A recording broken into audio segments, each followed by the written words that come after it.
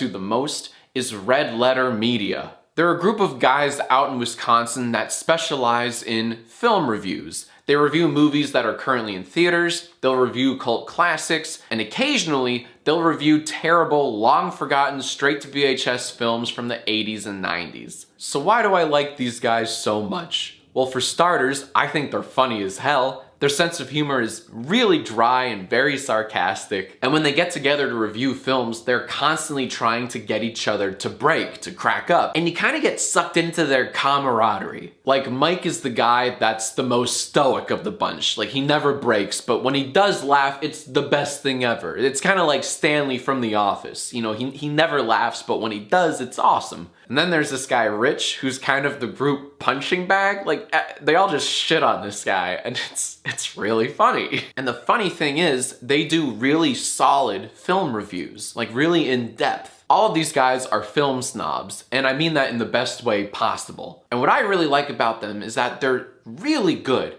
at articulating why a bad movie is bad. It's very easy to say, oh, that movie sucks, but it's not terribly easy to say why. So they are my favorite YouTube channel, but to call them YouTubers is, I think, doing them a huge disservice because I don't see them as YouTubers. If anything, they're much closer to a podcast. And I'm not even really a podcast guy, but I love watching and listening to these guys talk about movies. So I guess my biggest role model in YouTube right now is RedLetterMedia. I highly encourage you to check them out. If you've seen a movie in the last 5 years, chances are they've reviewed it in depth.